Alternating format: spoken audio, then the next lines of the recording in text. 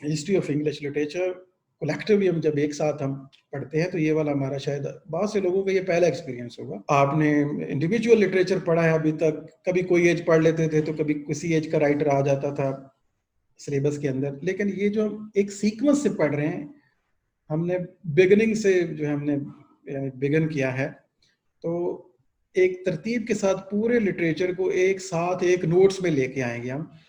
तो इससे आपका आपके माइंड के अंदर क्लैरिटी आएगी कि कौन क्या है, आपको पता चल जाएगा कौन सा आथर कौन से एरिया से बिलोंग करता है और उस टाइम पे क्या हालात थे।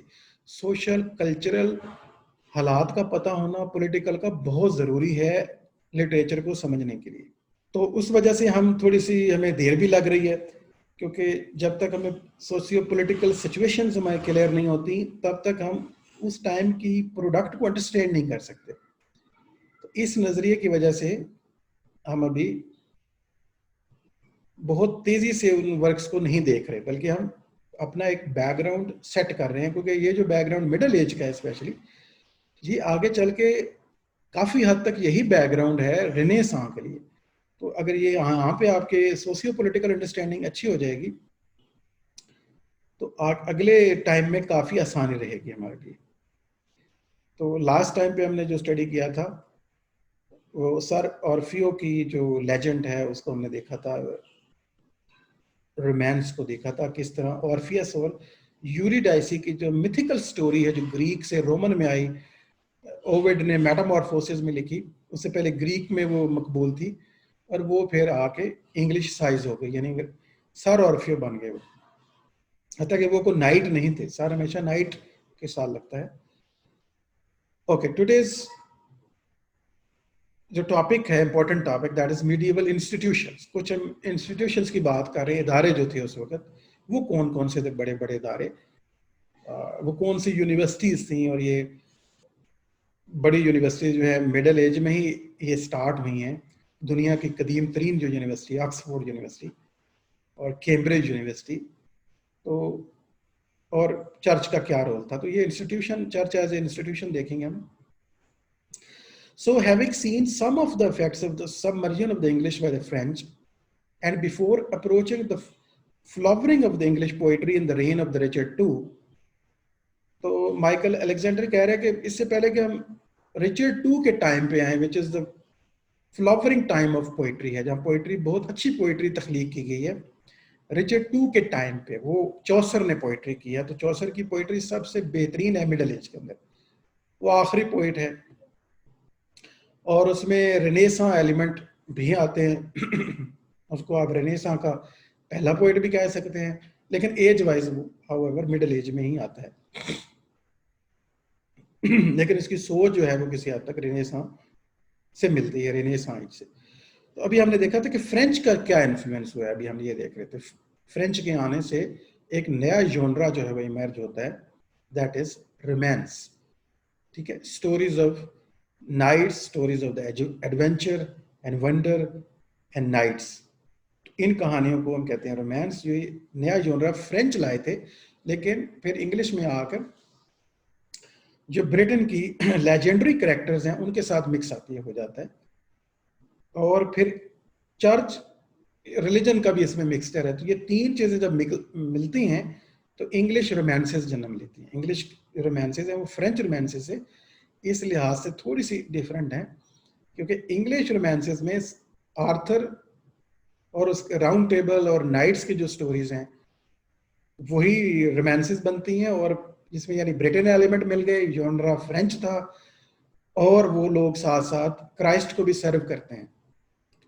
तो हम कह सकते हैं कि रिलीजन के भी साथ तो ये तीन एलिमेंट मिलने से इंग्लिश रोमांसेस प्रोड्यूस होती हैं। We should look at the institutions and the mental habits which shaped this new English literature। जो न्यू इंग्लिश लिटरेचर है इसकी ये देखना भी हमें चाहिए कि इसके पीछे क्या वाकयात है। कुछ तो हमने देखे, फ्यूडलिज्म हमने देखा, एक हमने देखा कि शिवलरी कोड वो कैसे डेवलप हुआ, और उसके बाद चर्च का रोल भी देख लेते हैं। पहले भी कुछ जानते हैं, for most of this is the church. जो रिलीजन है को रिप्रेजेंट कर रही है जो चीज, वो चर्च है Modern literature is largely concerned with secular life and written by lay people. ये जो मॉडर्न लिटरेचर जो 20th सेंचुरी और आफ्टर 2050 जो है पोस्ट मॉडर्न, इसमें आप देखते हैं कि ले मैन जो है ना उस पर कंसंट्रेट किया गया है. लेकिन but for the 1000 years the thought culture and the art of the Europe were promoted by the church. लेकिन पीछे जो है ना 1000 साल या उससे भी ज्यादा का टाइम जो है ना वो प्रमोट किया चर्च ने. क्या क्या प्रमोट किया है, पूरी थॉट दी है, कल्चर दिया है, लिटरेचर दिया है, आर्ट प्रोड्यूस किया है. तो सारा जो है ये चर्च का रोल है. इसलिए आप ओल्ड इंग्लिश में देखते हैं कि सारे ऑथर जो हैं वो चर्च से बिलोंग करते हैं. और बहुत ज्यादा अभी तक मिडिल एज में भी आप ये बात नोट कर रहे होंगे कि ज्यादातर ऑथर तो किसी न किसी हवाले से रिलीजियस पर्सन है, कहीं ना कहीं वो प्रीस्ट निकलते हैं. The clergy were the source of education, arts and literature, including anti-clerical satire. तो क्लर्जी ही ज्यादातर सोर्स है आर्ट का, कल्चर का. इवन कहा यह जा रहा है कि जो अगर तो एंटी क्लैरिकल कोई सटायर भी लिखे गए तो वो भी क्लर्जी लोगों ने ही लिखे, अपने ऊपर अगर तनकीद भी की है तो उन्हीं की तरफ से आई है. वजह जैसे आपको पहले बताई भी थी कि मैथ एजुकेशन नहीं है. कोई अगर स्कूल बनाए हैं किसी ने कोई सिखाने के लिए तो वो तो मोनास्ट्रीज हैं. चर्च के साथ ये इदारे बने हैं और क्या सिखाया जाता है वही. लिखना पढ़ना अगर किसी को आता है तो उसे सबसे पहले तो बाइबल सीखनी पड़ती है. तो रिलीजन हमेशा सेंटर में है. इसी वजह से प्रीस्ट ही पढ़े लिखे लोग होते थे मुआशरे के अंदर, और तो पढ़ा लिखा ही नहीं होता था कोई. इसलिए जो सेकुलर आर्ट है वो तो जन्म नहीं ले पा रहा था, या वो बाद में इसीलिए आया जब तालीम आम होती है. Higher education and the culture were provided largely by the religious monks, nuns and later friars.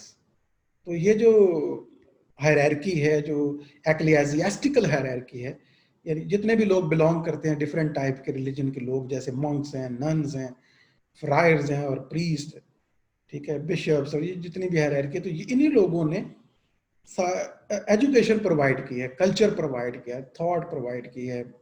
शुरू की सारी आप देखते हैं हिम्स लिखी जाती थी. कैडमन ने क्या किया, सारी हिम्स लिखी हैं और ड्रीम ऑफ द रूड लिखी गई. और प्रीवियस सारा लिटरेचर आप देखते हैं सेंटर करता है मजहब के ऊपर और चर्च के ऊपर.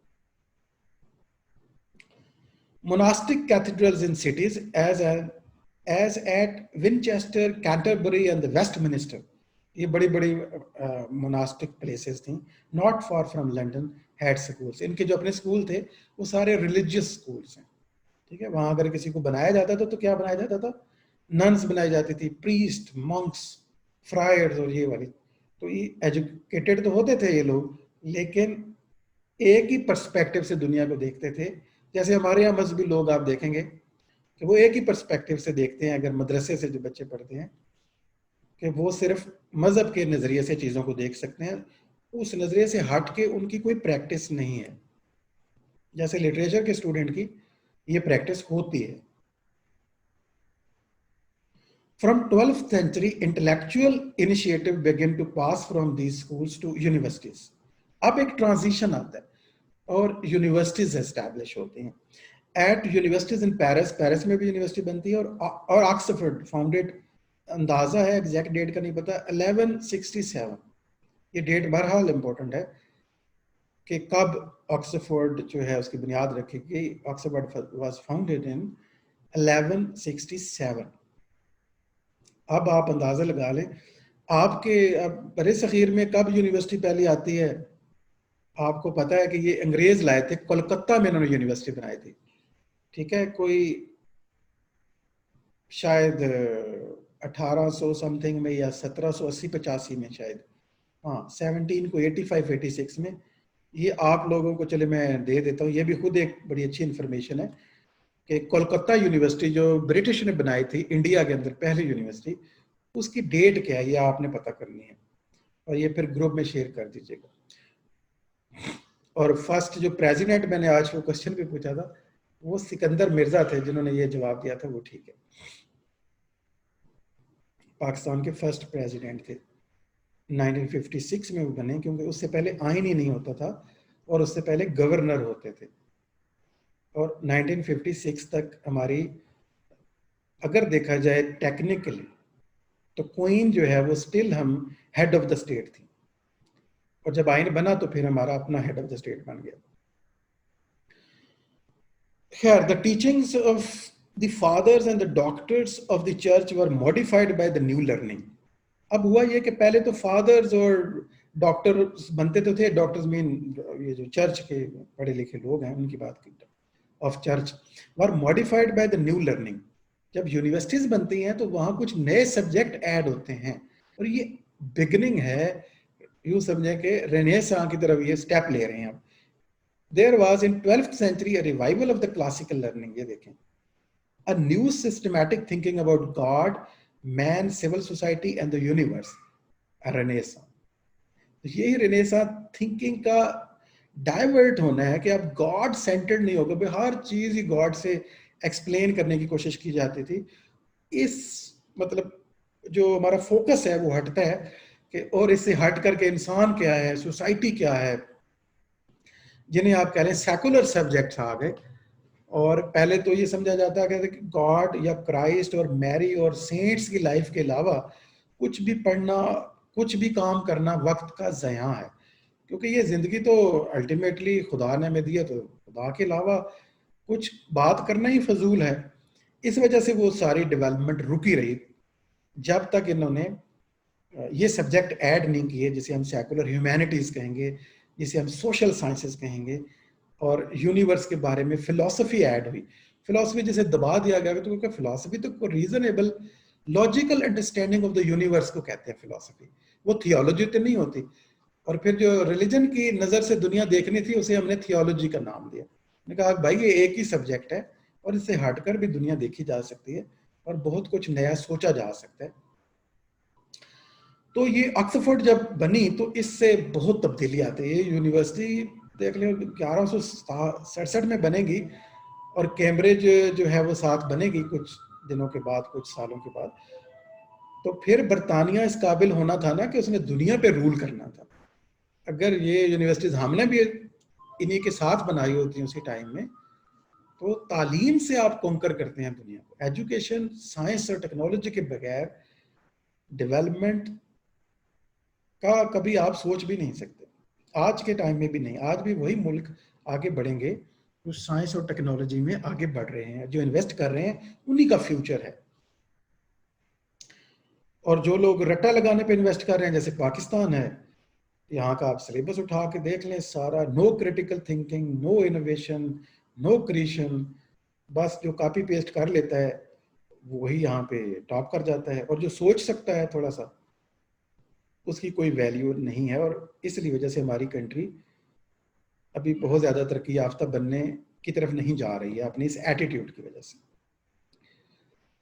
अब रेनेसां थिंकिंग का मतलब ये था कि फिलॉसफी रीइमर्ज हो रही थी, जो ऑब्वियसली फिलॉसफी का स्टार्ट तो ग्रीक ईरा में दे दिया गया था, लेकिन फिर रोमन ईरा में अच्छी फ्लरिश हुई, इसलिए रोमन एम्पायर भी बनी, उन्होंने भी बड़ी तरक्की की। लेकिन फिर वेस्टर्न रोमन एम्पायर और के कोलैप्स होने के बाद डार्क एज कहा जाता है, और ये डार्क एज हम आगे चल के देखेंगे कि किसने ये वर्ड दिया था। और ये डार्क एज वो जमाना है जिसमें अभी हम लिटरेचर पढ़ रहे हैं, यानी ये वाला जो टाइम था, जो मिडीवल टाइम है, इसे सारे को डार्क एज कहते हैं, क्योंकि कोई साइंस, कोई लॉजिकल और कोई सीरियस वर्क प्रोड्यूस नहीं किया गया इसके अंदर। सो अरिस्टोटल का काम दोबारा से सर उठाता है, whose works came into Europe via Spain। ये स्पेन के जरिए से अरिस्टोटल आता है। अरिस्टोटल को तो अंग्रेजों ने भुला ही दिया था कि कोई ग्रीक आथर भी थे। यकीन नहीं करें, ग्रीक चर्च ने जब रूल किया तो चर्च तो कहता तो बाइबल के अलावा कोई किताब पढ़नी नहीं है। अरिस्टोटल की किताबें बहुत ज्यादा बर्न भी कर दी गई, और जो कोई थोड़ा बहुत लिटरेचर बच गया था वो इस वजह से बचा है। ग्रीक जो लिटरेचर था ना, इनसे तो उन्होंने इतनी नफरत पैदा कर दी थी कि वो तो कहीं नजर भी नहीं आती थी चीजें। और ये अगर कोई बचाई है, जिन्होंने ये इल्म बचाया है, वो मुसलमान थे, क्योंकि उस वक्त वो सारा जो ग्रीक लिटरेचर था वो बगदाद शिफ्ट हो गया, और वहां पे उनकी किताबों को दोबारा लिखा गया, फिर ट्रांसलेट किया गया और अरबी में लिख दिया गया। इस तरह वो बच गया डिस्ट्रॉय होने से, वरना चर्च ने तो इसमें कोई कमी नहीं छोड़ी थी। अरिस्टोटल पढ़ने वाले को मौत की सजा भी दी जाती रही है। सो Aristotle whose works came to Europe via Spain। अंदाजा करें कि अरिस्टोटल एक्चुअली तो वेस्टर्न ऑथर है, लेकिन इसे स्पेन का रास्ता इख्तियार करना पड़ा इन लोगों तक पहुंचने के लिए। रीट्रांसलेटेड फ्रॉम अरेबिक, अरेबिक ट्रांसलेशन हो चुकी थी, अब उन किताबों को इनको दोबारा इंग्लिश में और अपनी जबानों में ट्रांसलेट करना पड़ा। The scholastic dealt with the problem of theology and philosophy, of ontology and epistemology. ये सारी फिलोसफी की ब्रांचेज हैं। एपिस्टेमोलॉजी मतलब नॉलेज क्या चीज़ है, ऑन्टोलॉजी मतलब सच क्या है, फिलोसफी मतलब इंसान मैन और यूनिवर्स का क्या ताल्लुक है, लॉजिकल रिलेशनशिप, थियोलॉजी यानी मजहब है क्या चीज़ होती हैं, सारे प्रॉब्लम्स डिस्कस होने लगे of mind and the language के साथ मिला के। They inquired into the debated truth by the methods of proposition and the logical testing still used in the philosophy today. खैर इसमें ना परेशान हो गए, बड़ी मुश्किल मैंने टाइम यूज कर दी हैं। आप बस इतना याद रखें कि ये इतनी सी बात है, अरिस्टोटल की किताबें अरेबिक से दोबारा से स्पेन के रास्ते से होते हुए, क्योंकि स्पेन पे मुसलमानों ने हुकूमत की थी, अरब्स ने हुकूमत की थी, लिहाजा वो किताबें स्पेन की लाइब्रेरीज में मौजूद थी। और जब इन्होंने मुसलमानों से वो आज़ादी दिलवा दी और दोबारा ये सोचने भी लग गए, लॉजिकल थिंकिंग करने लग गए, तो इन्होंने एरिस्टोटल, प्लेटो, सोक्रेटिस और ग्रीक के लिटरेचर को रीडिस्कवर कर लिया। What the church did is largely still visible in the 10,000 medieval churches were survived in England. आज कहते हैं कि इंग्लैंड के अंदर तकरीबन मीडिएवल के, नए चर्च को छोड़ दे, उस जमाने में चर्च बनाए गए तकरीबन वो 10,000 चर्च है, 10,000 मीडिएवल चर्च। तो इस बात की वो बिल्डिंगें मुंह बोलता सबूत हैं कि मीडिएवल टाइम में, यानी ओल्ड इंग्लिश का टाइम और मिडल इंग्लिश का टाइम, दोनों को मिला के हम मीडिएवल कह रहे हैं, तो उस टाइम पे उन्होंने किस तरह आर्ट, लिटरेचर, कल्चर, हर चीज उन्होंने ही प्रोड्यूस की थी। Literacy came through the church since the man who held the pen was a clerk. वजह यह थी कि जिसे पेन का यूज करना आता था वो तो क्लर्क था। क्लर्क मतलब मौलवी, मतलब प्रीस्ट, मतलब जो रिलीजन का रिप्रेजेंटेटिव होता है उसे क्लर्क कहते हैं। For 300 years after 1066, monks copied Latin works. English texts were less worth preserving. और ये भी हमने काफी नोट किया है, 1066 के बाद भी ये काम चलता रहा। जैसे 1066 के पहले था कि मॉन्क्स क्या करते थे, इंग्लिश में अगर कुछ लिखा होता था तो उसको वैल्यू नहीं देते थे। इसी वजह से आपने देखा है कि जो सबसे पहले पोएट थे एल्डम, उनकी तारीफें मिलती हैं कि यार कमाल के पोएट थे, कमाल के पोएट थे, हर बंदा कहता है, लेकिन उनकी पोएम्स कहाँ हैं?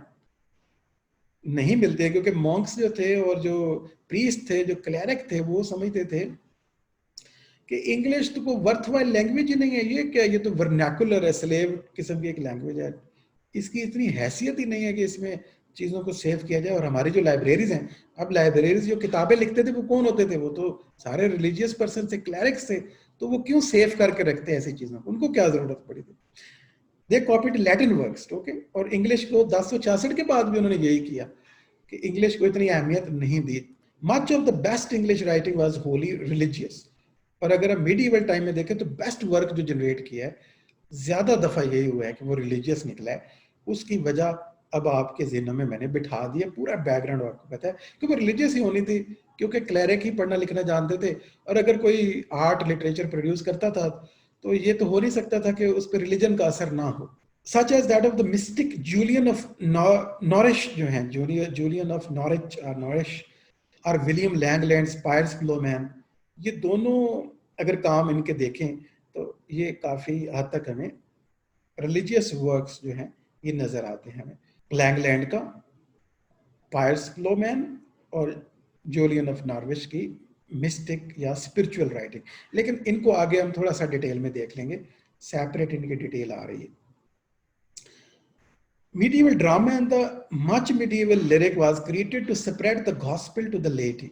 ठीक है, अगर आप देखें यहाँ पे चर्च अगर यूज भी कर रहा था ड्रामा, पोइट्री, आर्ट की जितने भी योनराज हैं लिटरेचर के, चाहे वो ड्रामा था, चाहे वो लिरिक्स हैं, चाहे वो जो है वो एपिक है, चाहे वो रिलीजियस अदर पोएम्स हैं, सरमन्स हैं, प्रोज वर्क है, they were using as a tool to spread the gospel to the laity. Laity mean public, आम आदमी, lay person को laity भी कहते हैं। So clerical thinkers, usually academics, gave philosophy priority over poetry, a priority challenge later at the Renaissance. ठीक है। और उन्होंने क्या किया था कि फिलॉसफी को हमेशा प्रायोरिटी दी थी, और फिलॉसफी कौन सी? Religious philosophy. They gave priority especially religious philosophy, theology जो है, दे प्रीफर्ड थियोलॉजी और रिलीजियस फिलॉसफी ओवर पोइट्री। जो प्योर पोइट्री है, कि वो प्योर पोइट्री का तो काम है ब्यूटी क्रिएट करना बस, जो बाद में रेनेसां का एटीट्यूड आ जाएगा। तो priority challenge later at the renaissance, और इनका ये जो कॉन्सेप्ट है बाद में बिल आखिर अगले टाइम में आके चैलेंज हो जाता है। यहाँ पे एक और इंस्टीट्यूशन याद रखें, वो कैम्ब्रिज है, फाउंडेड इन 1209, 1209 में कैम्ब्रिज की बुनियाद रखी गई, दूसरी बड़ी university. Granted a royal charter by the king Henry III in 1231. Cambridge is the second oldest university in the English speaking world and the world's fourth oldest surviving university. तो दो बड़ी यूनिवर्सिटीज 1209 में कैम्ब्रिज बन जाती है, और Oxford जो है 1167 में या 1167 में। तो इन यूनिवर्सिटीज ने जो है वो एक इंस्टीट्यूशन ने मिडिल एजेस में काफी बड़ा रोल प्ले किया, और फिर इन यूनिवर्सिटीज ने स्पेशली मिडिल एज से निकाल के अगली एज की तरफ ट्रांसफर भी किया है। और स्पेशली फिर जब प्रिंटिंग प्रेस आ गई, तो उसकी वजह से फिर आम आदमी जब तालीम याफ्ता हुआ, तो हम कहेंगे कि मिडीवल टाइम इनका खत्म होगा। अथॉरिटी देख लेते हैं कि मिडिल एजेस में अथॉरिटीज, वो बड़े बड़े राइटर वो क्या थे जिनकी बात को बिला चूनो चना जो है वो पढ़ा जाता था, समझा जाता। Academic intellectual authority was vested in certain authors, जैसे जो अगस्टीन थे, सेंट अगस्टीन, इनकी जो राइटिंग थी ना, इनको बहुत बड़े ये थियोलॉजियन थे, थियोलॉजिकल थिंकर और राइटर थे, बहुत बड़ी अथॉरिटी थे। और मजहब की बात में बड़ी अथॉरिटी थी सेंट अगस्टीन। और बोएथियस जो है फिलॉसफी के अंदर इनका बड़ा नाम था, ये पहले भी मैं आपको लिखवा चुका हूँ। फिलॉसफी बोएथियस की पढ़ाई जाती थी, थियोलॉजी अगस्तीन की पढ़ाई जाती थी, या सेंट अगस्टाइन भी समटाइम इसको प्रोनाउंस करते हैं। Another aspect of the medieval literary thought is allegory. तो एलिगरी जो है ना, ये टाइप सबसे ज्यादा टेक्निक यूज करते थे मजहब के लोग। क्योंकि एलिगरी क्या है? Making out of the deeper meaning below the surface of the literature और the life meaning of a moral और द स्पिरिचुअल सॉर्ट। जब आपकी स्टोरी के डबल मीनिंग होंगे, सरफेस पे और एक और गहराई में एक और मीनिंग होगा, तो हम इसे एलिगरी कहते हैं। So allegory developed from the Hebrew and the Christian use of the biblical prophecy. Allegory तो इस्तेमाल ही यही लोग कर रहे थे, क्लैरिक्स जो हैं, Hebrew और Christian use of the biblical prophecy as the key to events. Allegory is a function of the principle of analogy. इसमें analogy होती है दो चीजों के दरमियान, the correspondence of the physical and the spiritual. Physical world के event से spiritual world के इवेंट को डिस्क्राइब किया जाता है, समझने में मदद दी जाती है। रिलीजियस और secular, Latin or vernacular, invoked earlier authors. This agreed with the often cited classical maxim that literature should teach and delight. Okay. तो क्लासिकल जो कॉन्सेप्ट है लिटरेचर का, हॉरेस ने ये कहा था। तो अगर आप, ये मैंने एक ऑथर जो मिस कर दिया था रोमन ईरा के दरमियान में, मैंने कहा था आप लोग ऐड कर लीजिएगा इसको, अगर नहीं ऐड किया तो दोबारा से काइंडली इसको। सिग्निफिकेंट फेमस ऑथर्स जो हमने लिस्ट बनाई है, आपने राइटिंग में बनाई होगी वो, उसमें आपने हॉरेस को ऐड करना है, थोड़ा उसके बारे में पढ़ लीजिएगा। उसकी एक स्टेटमेंट भी है अबाउट लिटरेचर। क्या है कि literature should teach and delight. Literature को हमेशा दो चीजें फंक्शन करनी चाहिए, teach and delight. Such academic attitude inspired by the clerical literature as in the owl and the nightingale. एक मिडिल एजेस में हम एक बैकग्राउंड को देख रहे थे, जो इंस्टीट्यूशंस के बारे में भी हमने पढ़ा कि कौन से मेजर इंस्टीट्यूशन से, और अभी हम एक एटीट्यूड को देख रहे थे कि हमें प्लेयर को फॉलो करना चाहिए या जो है फिलॉसफी को फॉलो करना चाहिए।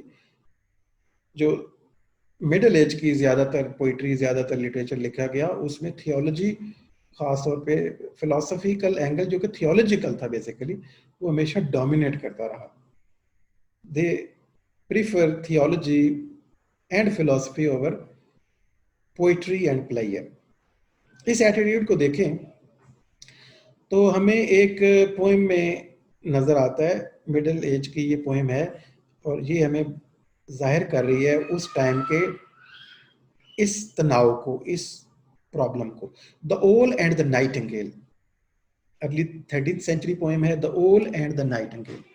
ओल आपको पता है, उल्लू को हमारे यहाँ कहा जाता है, जो वेस्ट के अंदर ये अक्लमंदी की इलामत है। तो ओल जो है ना, ये रिप्रेजेंट करता है फिलॉसफी को, थिंकिंग को। और नाइटिंगेल जो है ना, ये अभी आपको आइडिया हो जाएगा। ये देखिए, a debate between the two birds, ये एक पोइम है जिसमें दो बर्ड्स के दरमियान डिबेट है।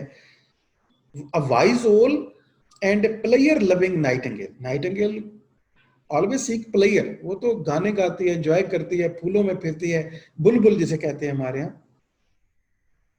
और ओल जो है ना, वो एक वाइज बर्ड है जो बैठा रहता है, सोचता रहता है। Dusty wisdom and the appealing song, ठीक है, उसके पास क्या है, विजडम है, और नाइटिंगेल के पास सॉन्ग है। The author leaves us to decide between the owl and the nightingale. However, इस पोएम का जो आथर है वो रीडर के ऊपर छोड़ देता है कि उसे क्या चीज फॉलो करनी चाहिए। तो ये उस टाइम पे ये डिबेट जब रेने सा एमर्ज हो रहा था, ये थॉट जो है इसके बीज बोए जा चुके थे।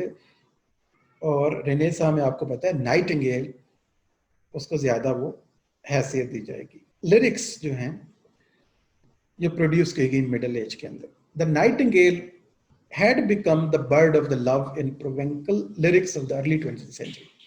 In these first lyrics of the poetry love, early जो secular lyrics जो हैं वो produce की गई, the service due to the feudal lord was transferred to a lady. Whatever the relation of this literary cult to real life wooing, it is not found in classical literature. The refinement and the abundance of the Provençal song literature is unmatched in the North French and English lyric. तो English में Excuse me, sir. कुछ lyrics जो हैं वो produce की गई जो मजहब के जो इन्फ्लुएंस से हट करते हैं, यानी नाइटिंगेल को फॉलो किया गया। ट्रेडिशन ऑफ द ओल जो है उसको निगलेक्ट किया गया कहीं कहीं। तो secular lyrics survive not in fine manuscripts but incidentally as in a preacher's example of frivolities to avoid। तो हमें ये जो सेकुलर लिरिक्स अगर मिल भी जाती हैं मिडिल एजेस की या ओल्ड एज में, स्पेशली मिडिल एज में, तो ये इनकी जो मैन्युस्क्रिप्ट हैं इंसिडेंटली वो रह गई हैं, अदरवाइज उनको सेव नहीं किया गया। जो क्लैरिक्स थे, जो प्रीस्ट थे, उन्होंने इसलिए कुछ एग्जाम्पल सेव की in order to show the frivolities to avoid. ये उन्होंने कहा कि ये देखें जो फ्राइवलिटीज है, जो घटियापन है, क्योंकि मजहब के मजहब को तो आपको पता है सॉन्ग को, म्यूजिक को, लाइट किस्म के या किसी इंसान के ऊपर लिखी गई पोएम्स को लाइक तो नहीं करेंगे। उन्होंने एक मिसाल के तौर पे इसको रखा, उस वजह से ये सेव हो गई। The English lyric is lively rather than refined. तो ये इतना रिफाइंड नहीं था जितनी इसके अंदर लाइवनेस थी, एक एनर्जी थी। Hundreds of the medieval lyrics remain in the manuscripts which can be roughly dated but composition and the authors are usually unknown, और मोस्टली इनके ऑथर का भी नहीं पता है। बिकॉज मिडिल एज में लिरिक लिखना, पर्सनल इमोशनल पोएम को आपको पता लिरिक कहते हैं, खासतौर पे मोहब्बत के जज्बात का इजहार करना, इट इज कॉल्ड लिरिक्स। तो लिरिक्स जो हैं, और आजकल मॉडर्न डे में लिरिक्स का मतलब सॉन्ग के अल्फाज को भी लिरिक्स कहा जाता है। और लिरिक एक ऐसी पोएम को भी कहा जाता है जिसे गाया जा सकता है जिसमें जज्बात का, खास तौर पे मोहब्बत के जज्बात का इजहार महबूब या महबूबा के लिए किया जाता है इसके अंदर, इट इज कॉल्ड लिरिक्स। तो इस तरह के लिरिक्स के ऑथर कैसे उन नाम दे सकते थे? उस जमाने में ये चीज कोई रिस्पेक्टेबल ही नहीं थी, इसलिए मोस्टली ऑथर्स आर अननोन। ये आप समझ गए होंगे कि वहां these are the popular songs like the Nut Brown Maid, the Drinking Song and the Robin Hood ballads and the Mammonics। like Mammonics एक ऐसी poems होती हैं, for example 30 days hath September, April, June and November। ये आपको पूरे साल के महीनों की वो याद हो गए। There are few political poems like those of the written at the time of the Peasants Revolt। 1381 में Peasant Revolt भी आया था, एक इंसिडेंट है, लेकिन खैर इतना कोई इंपॉर्टेंट नहीं है। But most lyrics are religious. और उसके अलावा जो सेफ हैं, जिनके ऑथर्स का भी कुछ पता भी लग सकता है, और ज्यादातर जो लिरिक्स हैं वो, क्योंकि रिलीजन नहीं सेव करना था, तो वो रिलीजियस लिरिक्स हैं, ठीक है। और अगर इन्होंने कोई सेव किया है सेकुलर लिरिक्स को, तो ये बताने के लिए, देखें ये कितनी घटिया है, मिसाल देने के लिए उन्होंने रखी थी। Rhyme is first found in the church hymns. Late religious lyrics are discussed below with 15th century literature। 15th century literature जो आगे नीचे आ रहा है, उसमें हम कुछ रिलीजन की जो लिरिक्स हैं उनको डिस्कस भी करेंगे। ओके जी, next is the English prose. अभी हम लिरिक्स देखा किस टाइप की ज्यादा सर्वाइव कर रही थी, उसके बैकग्राउंड को देखा। मिडिल एज में हम देखते हैं कि प्रोज कौन सा तख्लीक किया गया। फिर हम बहुत रिफाइंड पोइट्री की तरफ जाएंगे। चौसर आपको पता था सबसे बेस्ट मिडिल एज का पोइट है चौसर। अभी हमने उसको नहीं पढ़ा क्योंकि वो अपने टाइम में थोड़ा वो आगे है, लास्ट फेज में है वो। सो इंग्लिश प्रोज जो तख्लीक की गई, अब हम इस की तरफ बढ़ते हैं। The 14th century spiritual writing number 1, जो प्रोज तख्लीक की गई उसको हम अगर क्लासीफाई करें तो एक स्पिरिचुअल राइटिंग बहुत ज़्यादा की गई। जैसे हम पहले ही आपको बता दिया, मिडिल एज हो या ओल्ड एज हो, रिलीजन सेंटर्ड है, थियोलॉजिकल सेंटर्ड है, थियोसेंट्रिक वर्ल्ड थे वो। हर बात पे जो है वो मजहब की ऐनक से ही जो कि देखा जाता था चीज़ों को। इसलिए जो प्रोज है वो जो तख्लीक की गई मोस्टली वो स्पिरिचुअल है अपने टेस्ट में। Spiritual writing seeking a discipline of the spirit to become closer to the God begins in the Middle English with Richard Rowley. Richard Rowley जो है ये ऑथर हैं एक जिन्होंने स्टार्ट की spiritual writing. There had been mystical writing in English since the dream of the rood. जब से dream of the rood 18th century में ये एक रिलीजियस पोएम है, एक मिस्टिक पोएम है, तो अगर उस ट्रेडिशन को फॉलो किया जा रहा था। तो इसमें अगर एक फेमस ऑथर को देखें तो वो हमारे पास आती हैं, फीमेल ऑथर है Julian of Norwich. Julian of Norwich जो है या Norwich, Julian of Norwich is the finest English spiritual writer. अगर उसकी राइटिंग स्किल देखें, ऑल्दो उसका कंटेंट स्पिरिचुअल है, लेकिन अगर उसकी आर्ट की नज़र से देखें तो उसकी काम में कारीगरी और स्किल बहुत ज़्यादा है। बिफोर जॉर्ज हर्बर्ट इनका बड़ा नाम है। स्पिरिचुअल राइटर जो इनके बाद में एक बड़े आ रहे हैं वो रेने सा के एंड पे आएंगे, वो मेटाफिजिकल पोएट थे बेसिकली। ये जो है नाम है जॉर्ज हर्बर्ट। ये मेटाफिजिकल पोएट्स का जब टाइम आएगा तो उसमें ये मेटाफिजिकल पोएट भी हैं और बहुत बड़े स्पिरिचुअल राइटर हैं, प्रीस्ट भी थे, डेफिनेटली प्रीस्ट तो रहे होंगे। And the first great writer of the English prose अगर देखें तो Julian of Norwich. She says that she had her revelation during a near fatal illness in 1373. When she was 30, she had prayed God for 3 things. उन्होंने अपने बारे में लिखा है कि वो एक ज़माने में बहुत बीमार हो गई थी और उसके बाद वो स्पिरिचुअल वर्ल्ड में चली गई, और वो उन्होंने हमेशा 3 चीज़ों की दुआ की। Remembrance of his passion, a sickness to hasten her union with him. ठीक है, यूनियन विद हिम, ये ही और हिम जो है ना, ये क्राइस्ट की बात की जा रही है, गॉड की बात की जा रही है। उनके यहाँ जो है contrition and the compassion and the longing for him. उनकी लाइन है, देखें वो क्या लिखती हैं, I saw him and sought him and I had him and I wanted him because I liked him. सो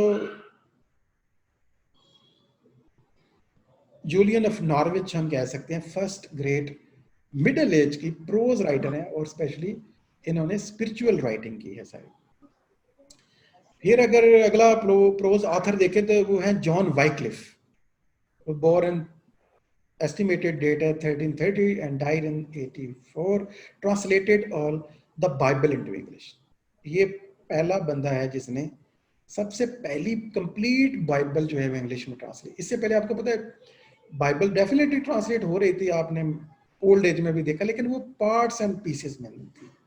ठीक है, फ्रेगमेंट्स में ट्रांसलेट होती थी और उनकी क्वालिटी भी उतनी नहीं जितनी वाइक्लिफ ने कमाल की ट्रांसलेशन की और एक अच्छी प्रोज तख्लीक की इंग्लिश के अंदर। पहले ये लैटिन में बाइबल होती थी, तो इसे इंग्लिश कॉपी जो है वो अवेलेबल हो गई। वाइक्लिफ फर्स्ट ट्रांसलेटर हैं बाइबल के, कंप्लीट बाइबल को लेके आ गए। It was not the first Bible in English, there are old English versions but they were in parts, जैसे मैंने पहले आपको बताया। वो कुछ प्रीस्ट ने किया था उसके ऊपर काम, जैसे बेड ने किया होगा, कैडमन ने किया होगा, लेकिन और इस तरह के और ऑथर्स हैं, लेकिन उन्होंने कंप्लीट नहीं किया उसको। वो चंद ज़रूरी चीज़ें कर ली, जो खास दुआएं शुआएं कर ली, इंपॉर्टेंट चीज़ें जिनकी अक्सर ज़रूरत पड़ती है डे टू डे। लेकिन first complete copy of Bible जो प्रिपेयर की जॉन वाइक्लिफ ने, ये बहुत अहम बात है as far as English literature, क्योंकि प्रोज का भी एक वो वर्क बन जाता है। ट्रांसलेशन तो है लेकिन एक अच्छी प्रोज वर्क भी है। John Wycliffe was an English scholastic philosopher, और जॉन वाइक्लिफ बड़े इंपॉर्टेंट हैं और लिहाज से भी बड़े ये कंट्रोवर्शियल भी हैं खैर से। कैसे ये फिलोसफर, स्कॉलिस्टिक जो ऑक्सफोर्ड से पढ़ा होता था ना, उसे स्कॉलिस्टिक कहते थे, खासतौर पर फलसफा पढ़ा वहां से।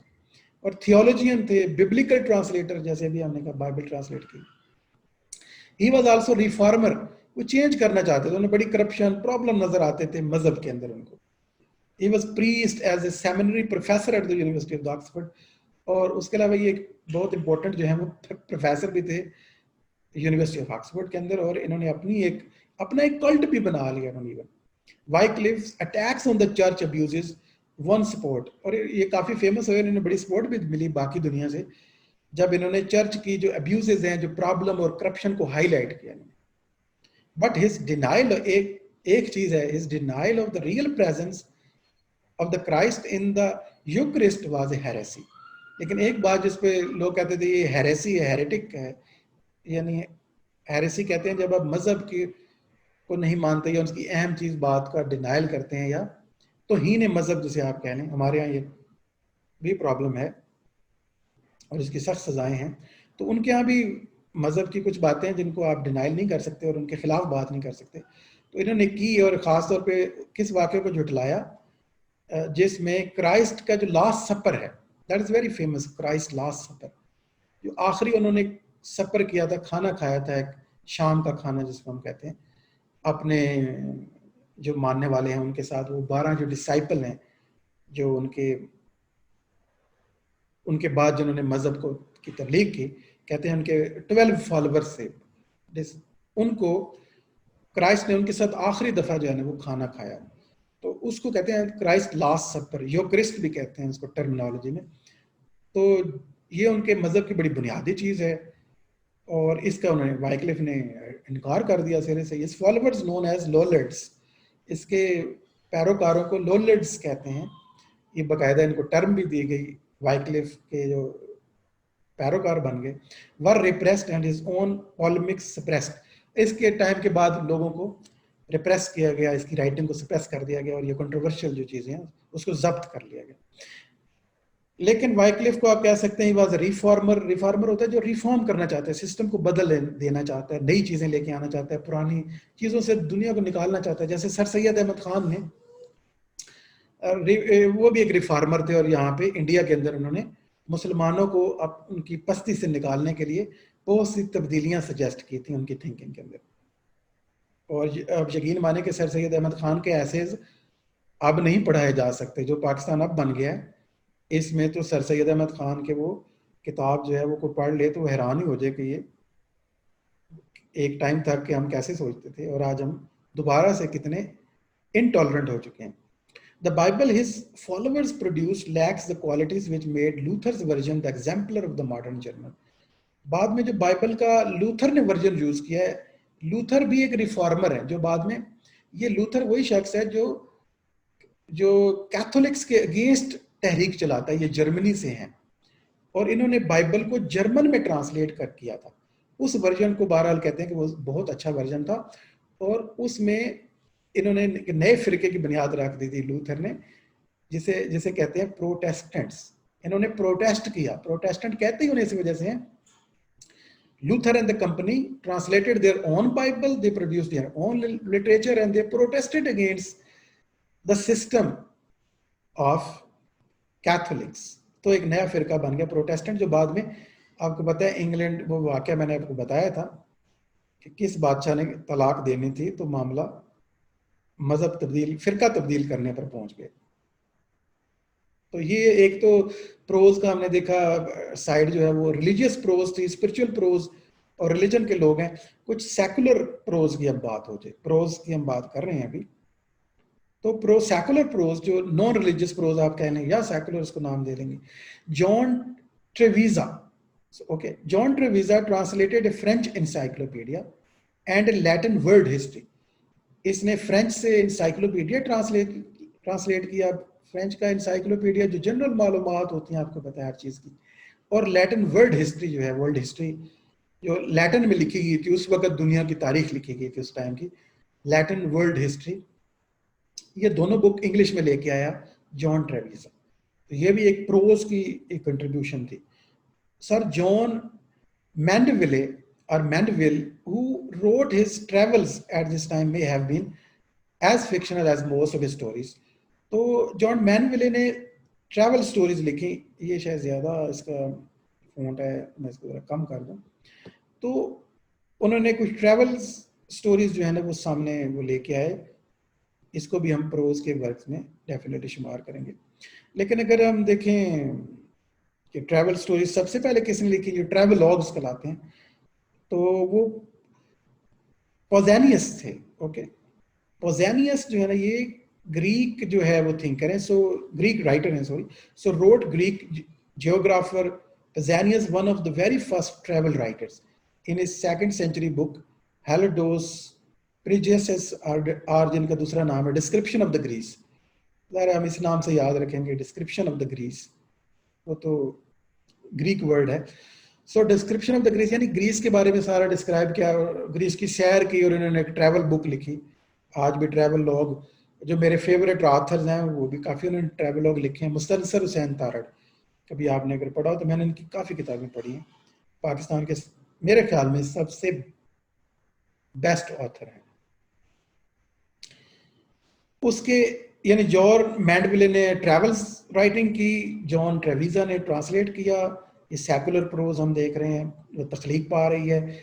और Margery Kempe, Margery a King's Lynn housewife, dictated the book of the Marjorie, or Marjorie Camp, revisited in 1436 in a mental crisis after the birth of the first of her 14 children.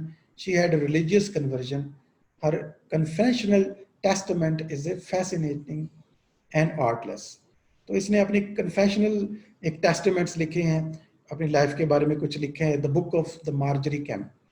तो ये book भी, इसका शायद font extra आ रहा है, इसको थोड़ा सा हम कम करते हैं।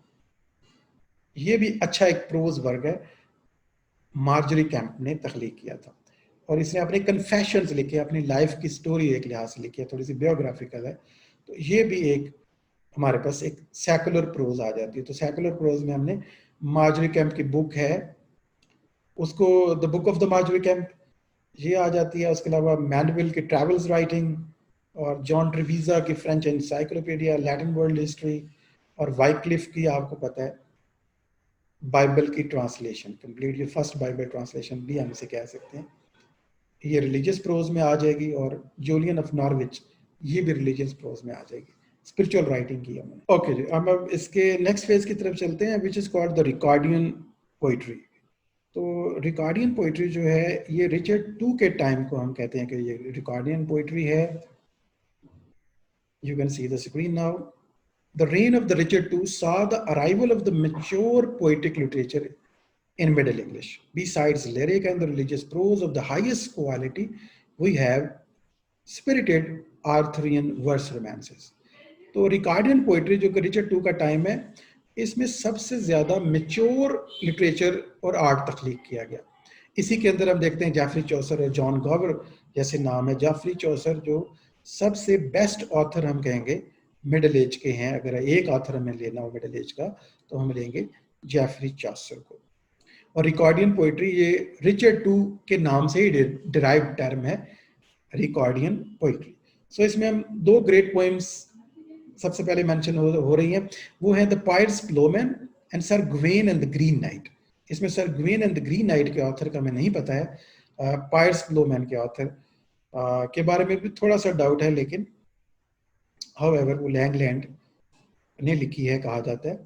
और John Gower and Geoffrey Chaucer दो और बड़े ऑथर हैं इस एज के।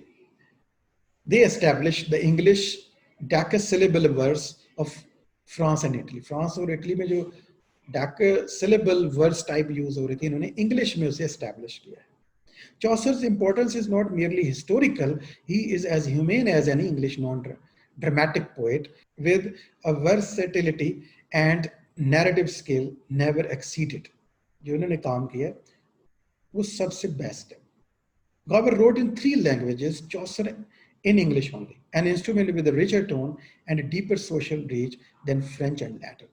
इसका काम, चौसर का जो काम है वो सिर्फ इंग्लिश में है, और गॉवर ने आल दो फ्रेंच, लैटिन और इंग्लिश तीनों लैंग्वेजेस में लिखा है। और चौसर के काम को कहा जाता है लैटिन और फ्रेंच शुरू में इन्होंने इमिटेट किया है लैटिन को, फिर फ्रेंच को, और फाइनली फिर इन्होंने अपना जेन्युइन इंग्लिश में काम जनरेट किया, और उसको कहा जाता है ये बहुत ज़्यादा डीप और सोशल है और बहुत आला पायक है। Chaucer was born estimatedly in 1342 and died in 1400, was a bright star in the sky with many bright stars. His importance was recognized at his death. तो सबसे फाइनेस्ट जो स्टार राइटर है ऑफ मिडल एज, जैसे कुछ लोग, कुछ critic तो कहते हैं कि ये, इसे आप कह सकते हैं इसके एटीट्यूड, ऑल दो इसका टाइम मिडल एजेस है, लेकिन इसका काम और इसका एटीट्यूड, इसका स्टाइल जो है वो रेनेसांस से बिलोंग करता है। तो पहली जो पोएम है जिसको हम रिकॉर्डियन पोइट्री में डिस्कस करते हैं, the Piers Plowman is a dream poem in alliterative styles. Alliterative वही ओल्ड इंग्लिश के स्टाइल, वर्स लिखने का था, जो एपिक बेओवुल्फ में भी यूज किया गया। This poem was written again that alliterative style. The author is set in a manuscript of the estimated 1400 to be a William Langland. कहा जाता है कि इसका author William Langland है, a married cleric in a minor order, जो कि एक cleric थे, एक priest थे, William Langland। तो priest थे तो उन्होंने एक मजहबी ये poem लिखी डेफिनेटली। ये आपके सामने एक पोर्ट्रेट भी नजर आ रहा है which depicts the dreamer Piers Plowman in the 15th century. ये फेमस पेंटिंग है, इसमें एक बंदा आपको सोया हुआ नजर आ रहा है, is a dreamer. Actually dreamer is a character in this Piers Plowman. एक कैरेक्टर है विल, वो एक जगह पे जाता है जहाँ पे वो एक बहुत बड़ा खुला सा मैदान है, बड़ा खूबसूरत सा, जहाँ वैरायटी ऑफ द पीपल हैं, और एक साइड पे जो है वो हेल है और दूसरी साइड पे टावर ऑफ द ट्रूथ है, और बहुत से लोग हैं और बहुत से लोगों से मिलते हैं। सारे एलिगरीज हैं बेसिकली, जो लोगों से मिलते हैं वो रीजन है, होली चर्च है, लेडी मीड। तो इस तरह से वो सारे करेक्टर जो हैं वो एलिगोरिकल हैं, वैल्यू रखते हैं। Pierce mean Peter, the Plowman mean किसान। तो असल में ये जो उसे सबसे बेहतरीन इंसान मिलता है सारी फोक में, उन लोगों में विल को ड्रीम के अंदर, वो है पायर्स फ्लोमैन। बड़ा ही सादा सा इंसान है, जो किसान है, जिसमें कोई लालच नहीं है, जो ट्रुथ को फॉलो करता है, जो क्राइस्ट की तालीमात पे दिलो जान से अमल करता है, तो उसको हम कहते हैं पीटर द फ्लोमैन और पायर्स फ्लोमैन। तो इसमें एक आइडियल जो है वो क्रिश्चियन का कॉन्सेप्ट प्रेजेंट किया गया है। After whom the poem is called, the dreamer is a learner. We share his experiences, learning from his vision and encounters with reason, anima, holy church, and Lady Mead. The didactic allegory is complex. Each dream is a fresh start on old problems. इसमें 4-5 dreams हैं और her dream का main focus जो है वो क्या है, collective neglect of God and neighbour. ठीक है, जो पायर्स फ्लोमैन है वो सिर्फ फॉलो कर रहा है, गॉड की तालीमात पे अमल कर रहा है, और गॉड जो है उसको निगलेक्ट बिल्कुल नहीं कर रहा। बाकी लोग किसी न किसी वजह से निगलेक्शन में इन्वॉल्व हैं। तो ये हाईलाइट करता है इस प्रॉब्लम को, सोशल प्रॉब्लम को, बजाय इसके कि इंस्टीट्यूशन पे क्रिटिसाइज करने पे, इदारों पे क्रिटिसाइज करने के जैसे वाइक्लिफ ने किया। लैंगलैंड कहता है कि हमें खुद को ठीक करना चाहिए और अपने नेबर्स का ख्याल रखना चाहिए और खुदा की बातें करनी चाहिए और उनकी तालीमात पे अमल करना चाहिए अगर हम फलाह चाहते हैं। The poem is a colloquial, its words rough and its architecture gothic. Gothic architecture जिसमें ड्रीम, थोड़ा खौफ और जिसमें मिस्ट्री हो थोड़ी सी। Langland does not want to reform the structure of the ideal of the church and society but our hearts and behaviour. ये focus है इसका। सोशल स्ट्रक्चर ठीक बेशक ना करें, वो चाहता था दिलों को साफ किया जाए। It parallel with Dostoevsky's brother Karamazov. Its scheme is like that of the Bunyan's Pilgrim's Progress, and but less straightforward. Its sweep like that of the Ezra Pound's Cantos, but theological. ये जो poem है 3 other work से थोड़ी similar है, या यूं लेके इन आने वाले इन वर्क्स ने किसी हद तक पायर्स फ्लोमैन को टच किया, अपने काम में कॉपी किया शायद। इट पैरेलल्स दोस्तोयेव्स्की, जो कि रशियन ऑथर हैं, नॉवेलिस्ट हैं, कमाल के नॉवेलिस्ट हैं ये। इन्होंने, इनका वर्क है ब्रदर कारामाज़ोव, और इनका एक और वर्क है द इडियट नॉवल है। और ये ब्रदर कारामाज़ोव के साथ पैरेलल है कुछ, तो ये अलग टाइम में लिखे गए। ये सिर्फ आप यहाँ इसलिए मेंशन मैंने सोचा कि कर दिया जाए ताकि आप इन वर्क्स और इनके ऑथर को चले अलग से याद कर लें। जैसे ब्रदर कारामाज़ोव, इसने लिखी दोस्तोयेव्स्की, एक रशियन नॉवेलिस्ट है, और ये एक नॉवल है। इस तरह बनियंस ऑथर है, बनियन, उनकी पिलग्रिम्स प्रोग्रेस है, ये भी 1684 में बाद में लिखी गई है। तो ये भी एक रिलीजियस एक वर्क है और प्रीकर्सर टू आप मॉडर्न नॉवल स्टाइल इसमें थोड़ा थोड़ा में नजर आता है, लेकिन रिलीजन का थीम डोमिनेंट है। यही वजह है कि ये बहुत क्लोज है, हम कहते हैं पायर्स ब्लोमैन के। और एजरा पाउंड जो कि बिल्कुल ही मॉडर्न और पोस्ट मॉडर्न आथर्स पोइट्स में आएंगे, उनका जो कैंटोज वर्क है उनके भी थोड़ी करीब है, लेकिन बेसिकली ये तो थियोलॉजिकल वर्क है, वो थोड़ा सेकुलर एक इंटरप्रिटेशन ऑफ द वर्ल्ड है। तो ये हमारा आज का टॉपिक था। नेक्स्ट टाइम हम sir Gawain and green night next poem की तरफ जाएंगे रिक्वायर्डियम पोइट्री में। तो आज के लिए इतने काफ़ी है। आई होप कि आपको अंडरस्टैंडिंग हुई हो।